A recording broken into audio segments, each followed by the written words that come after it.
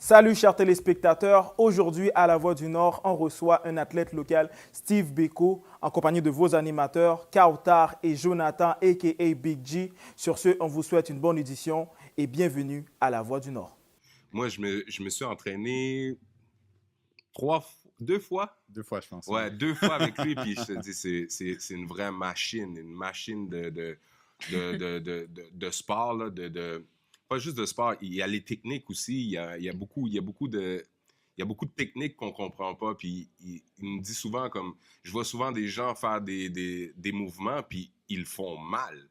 C'est ça, moi, quand j'entraîne les gens, je mets beaucoup d'emphase sur la qualité à la place de la quantité. OK. Donc, je préfère que tu me fasses un mouvement à 2-3 répétitions de la bonne façon que tu me fasses le même mouvement à 10 répétitions de la mauvaise façon.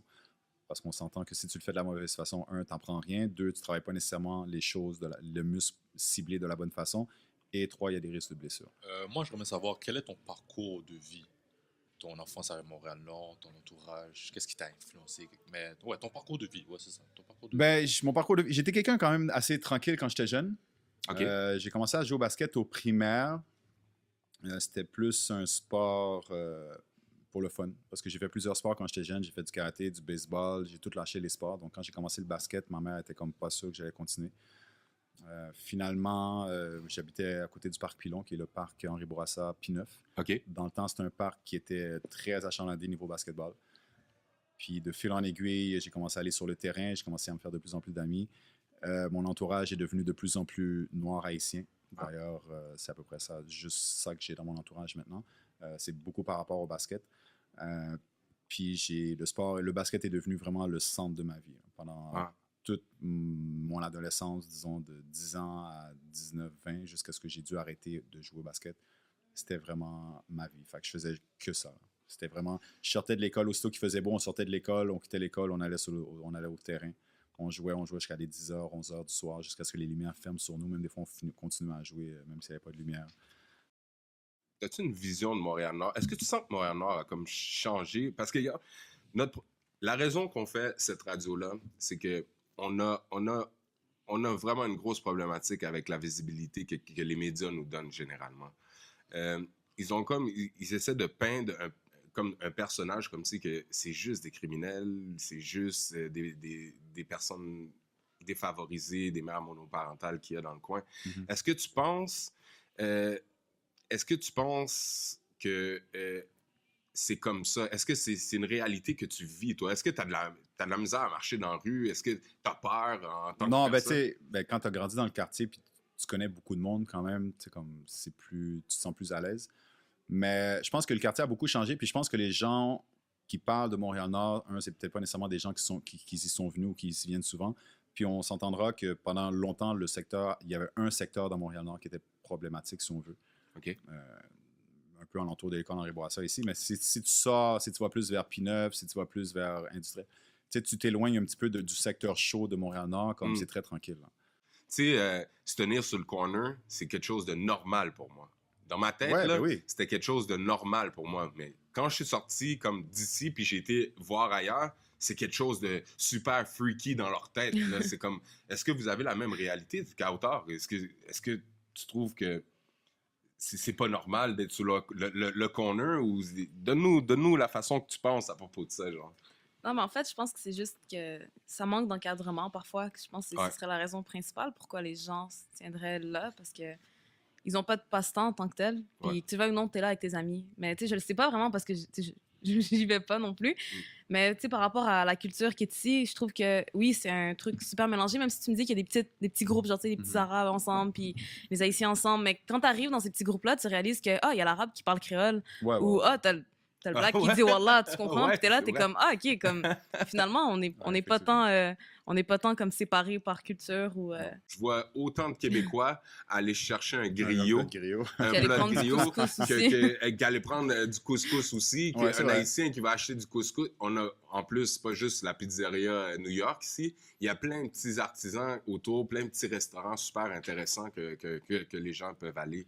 Puis je trouve ça quand même... c'est intéressant. Puis je trouve que c'est une chance qu'on a aussi. C'est des choses que tu ne retrouves pas nécessairement dans d'autres quartiers. Ouais. Tu sais, dans d'autres quartiers, comme tu dis, tu vas ailleurs, puis il y a des choses qui te paraissent normales ici, qui te paraissent bizarres ailleurs, c'est parce que eux autres, ils le vivent pas de la même façon.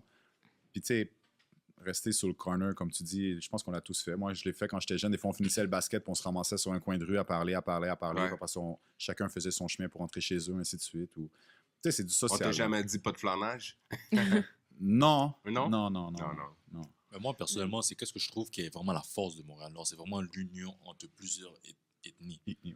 C'est vraiment qu'est-ce que je trouve vraiment très intéressant. Une question qu'on a pour toi, c'est explique-nous une journée typique à la Béco. Dans le fond, ça inclut l'alimentation, l'entraînement, la gestion du sommeil et du stress. Comment est-ce que tu gères ça? Comment est-ce que tu es capable de passer tes journées? Explique-nous ça. Ben, ça se passe quand même assez bien parce que les journées à Henri Bourassa passent extrêmement vite. Mm-hmm. Donc, tu sais, quand j'adore être entouré des jeunes ou ainsi de suite, donc ça facilite mon travail, puis ça me fait en sorte que j'ai des journées qui passent assez rapidement. Mais en général, j'essaie de me lever toujours le plus tôt possible.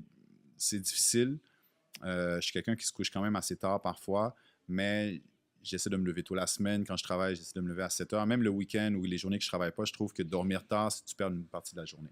Ah, c'est vrai. T'sais, si tu dors tard, puis tu te lèves, tu fais tes affaires à la maison, ainsi de suite, puis il y a déjà rendu 2-3 heures, tu as perdu une bonne partie de la journée, surtout quand il fait soleil, c'est l'été, ainsi de suite. Donc, j'essaie de me lever maximum quand je travaille pas, ainsi de suite, 9 heures. Mais quand je me lève, première chose que je commence à faire, c'est boire de l'eau. Je prépare mes trucs pour aller travailler. Je mange. Le matin, surtout, je suis un gros fanatique de beurre de pinot, beurre d'arachide. Je prends du naturel, évidemment, parce que le naturel est constitué que d'arachide, comparativement à du Kraft, qui a du sucre, du sel, un paquet de produits. Même ça, on va dire, tu manges santé, là, genre. Tu manges beaucoup de fruits, tu manges beaucoup de légumes. Ouais. Mais tout ça a été modifié, veux pas. Regarde, on parlait de la bouffe halal, de la viande halal hachée ou un truc comme ça, puis il y a du porc dedans. C'est comme... Ouais. Le gars, il va pas prendre le temps de séparer des trucs. Mais ça dépend où tu vas aussi. Ça dépend où tu vas. Moi, je mange plus de viande depuis 3-4 ans. Aucune chair animale, que ce soit poulet, bœuf, poisson, ainsi de suite. Mais comment tu gardes ces guns-là? T'as vu? On dirait que les affaires veulent juste comme exploser sur toi. Là. C'est comment qu'on fait pour avoir des pipes comme ça sans manger extrêmement beaucoup de viande? C'est facile. Des protéines puis des calories, t'en retrouves un peu partout. Hein. C'est comme des légumineuses, tout ce qui est pois, comme les pois rouges qu'on retrouve dans le ricolé, ou que ce soit des pois chiches, des lentilles, ainsi de suite. Pour une tasse, disons, une tasse de lentilles équivaut à 300-320 calories et puis une vingtaine de grammes de protéines avec beaucoup de fer. Donc, il est possible d'aller chercher beaucoup de protéines et de calories, ainsi de suite, en mangeant végétal. Donc, on a fait une petite recherche par rapport à l'étymologie du mot, dans le fond, d'où ça provient, le mot calisthénie. Puis on avait trouvé que ça venait du grec ancien, que kalos, ça veut dire beauté, et que sténos, ça veut dire force. Donc, dans le fond, la force, la beauté de la force. La beauté de la force. Ça serait l'étymologie du mot calisthénie. Puis de plus, on a essayé de chercher d'où ça provenait. Puis on avait trouvé que ça venait 600 ans avant Jésus-Christ. Puis c'était vraiment les Spartes, je pense, qui faisaient ça. Puis c'était... J'ai toujours cru que les Spartes... C'était un film. tu vois à quel point je me disais, OK, ils font un film à propos de gars vraiment bâtis, mais ça a vraiment existé. Puis la calisthénie est une des premières formes, je pense. Ouais, c'est un style de gymnastique au départ, puis c'était surtout reposé pour les filles. Ouais. Puis dans le fond, le principe, il repose sur l'utilisation du poids du corps comme outil de résistance grâce à des mouvements simples, souvent rythmiques, qui ne nécessitent pas ou peu d'équipement. Les gens veulent voir ce genre de performance. OK, tu te lèves sur une affaire. Oh my God. Oh mon Dieu, OK, ouais. Puis ça, wow, OK. Si t'aurais, on va dire, un mot à dire à un jeune, est-ce que le sport sert à canaliser, on va dire, tous les négatifs qu'il pourrait avoir dehors?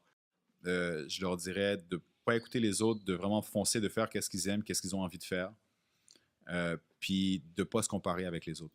Je te remercie pour ce témoignage-là. Vous êtes en direct avec La Voix du Nord. One love. One love. You know? Et c'est la fin, mesdames et messieurs. Et oui, malheureusement, c'est la fin de l'émission. Surtout, suivez-nous sur Facebook et abonnez-vous à notre chaîne YouTube. Et n'hésitez pas à nous contacter pour faire partie de l'émission. Sur ce, on vous dit à jeudi prochain pour un autre rendez-vous à Jean-Régis, La Voix du Nord.